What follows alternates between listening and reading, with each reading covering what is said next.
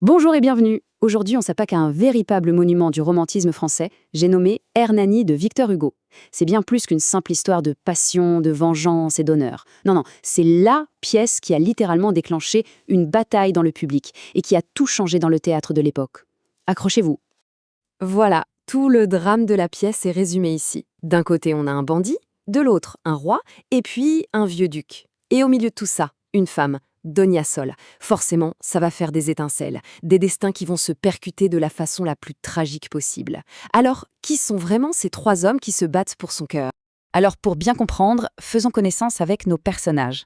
On a d'abord Hernani, notre héros, un hors-la-loi noble au grand cœur, mais qui a une obsession, venger son père. Face à lui, il y a Don Carlos. Pas n'importe qui, c'est le roi d'Espagne, et il a l'habitude que personne ne lui dise non. Et pour compléter le trio, on a Don Ruy Gomez, le vieil oncle de Donia Sol, et aussi son fiancé. Lui, il est à cheval sur l'honneur et les traditions. Et au milieu de ce triangle explosif, il y a Donia Sol. Le petit problème, son cœur, il est déjà pris par Hernani. Vous voyez le tableau, le conflit est absolument inévitable. Allez, on plonge dans le premier acte. Et tout, je dis bien tout, se met en place en une seule nuit dans un seul lieu, la chambre de Donia Sol. C'est là que le piège se referme. Et oui, vous avez bien lu, le roi d'Espagne, caché dans une armoire. C'est assez fou, non? Ça nous montre tout de suite à quel point il est obsédé par Donia Sol. Il est prêt à tout, même à des choses pas très dignes de son rang. Et bien sûr, ça prépare le terrain pour ce qui va suivre, une confrontation absolument explosive. Et là, tout s'accélère. Hernani, le grand amour de Donia Sol, débarque. Forcément, le roi ne reste pas dans sa cachette. Il en sort, et hop, un duel s'engage. Mais attendez, ce n'est pas fini. Pour couronner le tout, qui entre en scène? Don Ruy Gomez, l'oncle et le fiancé officiel. Imaginez sa tête quand il trouve ses deux rivaux chez sa future femme. C'est le chaos total. On est presque dans une comédie, un vaudeville, mais qui bascule très vite dans le drame. C'est ça le génie d'Hugo. Il fait exploser les codes en mélangeant le rire et les larmes. Alors, comment est-ce qu'on sort de ce pétrin? Eh bien, Don Carlos a une carte maîtresse, son statut de roi. Il abat cette carte, révèle son identité, et tout s'arrête net. C'est malin. Il part, mais attention, l'atmosphère reste électrique, parce que maintenant, les masques sont tombés. Le roi sait qui est son rival, et Hernani, lui, comprend que l'homme qu'il déteste le plus au monde est aussi celui qui veut lui voler la femme qu'il aime. On passe à la deuxième partie. Et là, croyez-moi, la lutte pour Donia Sol monte d'un cran. Les complots deviennent plus osés et chaque personnage est poussé à ses limites. Clairement, Don Carlos n'est pas du genre à abandonner. Il a surpris une conversation, il connaît les plans des deux amoureux, alors qu'est-ce qu'il fait? Il décide de frapper le premier. Fini de se cacher, cette fois il tente carrément d'enlever Donia Sol.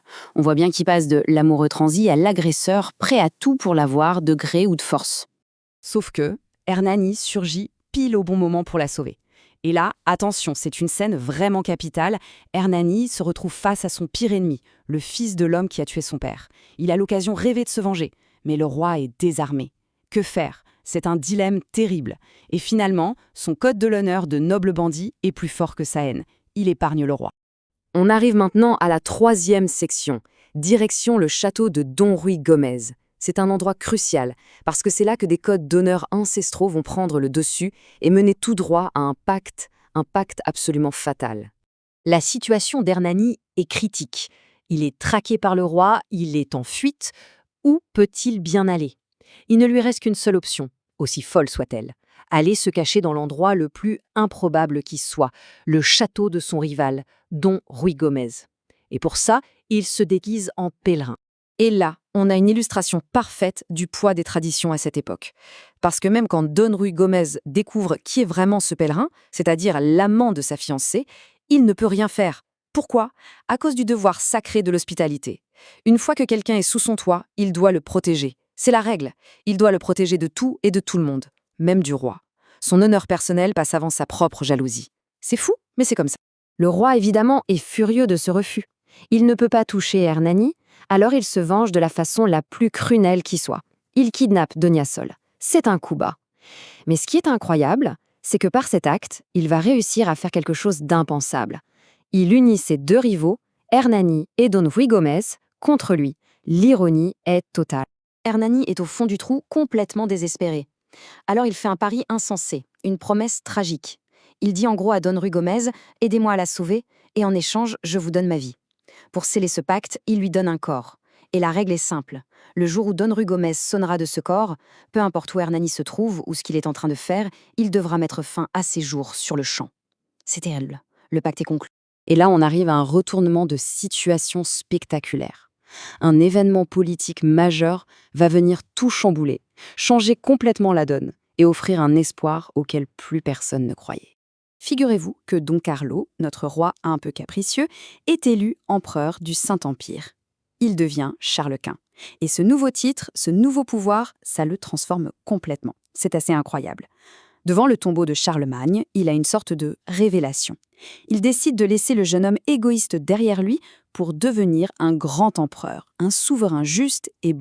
Et justement, pendant ce temps-là, Hernani et Don Rugomez étaient en train de monter un complot pour le tuer. Mais le nouvel empereur, au lieu de les faire exécuter comme on s'y attendrait, va surprendre absolument tout le monde. Il leur pardonne.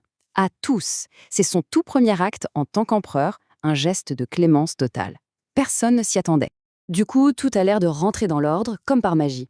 C'est presque trop beau pour être vrai. Hernani récupère son vrai nom, son titre de noblesse. L'empereur, dans sa nouvelle sagesse, lui donne même la main de Donyasol. On se dit, ça y est, c'est la fin heureuse. Les amoureux sont enfin ensemble, le méchant roi est devenu un souverain respectable, tout est parfait. Sauf que, dans un coin, il y a Don Rugomez. Il ne dit rien, mais son silence est lourd de menaces. Et voilà, on arrive au tout dernier acte, le dénouement. Malheureusement, la joie va être de très très courte durée. Parce que le passé, lui, ne s'efface pas comme ça. Et une promesse, c'est une promesse. Le fameux pacte fatal va revenir frapper à la porte, au pire moment possible. La fin est d'une brutalité et d'une rapidité incroyables. Imaginez la scène. Hernani et Donyasol sont enfin mariés, ils fêtent leur amour. Et soudain, au loin, on entend le son du corps, le signal. C'est le moment. Don Rugomez apparaît, le visage masqué, et vient réclamer ce qui lui est dû, la vie d'Hernani. C'est la fin. Donyasol, voyant qu'il n'y a aucune issue, prend une décision terrible. Elle attrape le flacon de poison et en boit la moitié. Elle refuse de vivre sans lui. Hernani, anéanti, boit le reste. Ils meurent dans les bras l'un de l'autre. Et Don Rugomez, en voyant le désastre qu'il a provoqué, se suicide sur leur corps. C'est une véritable hécatombe. La fin tragique d'une histoire où l'honneur a tout détruit. Et la pièce nous laisse avec cette question finalement. Qu'est-ce qui a vraiment gagné à la fin? L'amour, qui a permis aux amants de rester unis jusque dans la mort? L'honneur, ce code rigide et impitoyable qui a causé leur perte?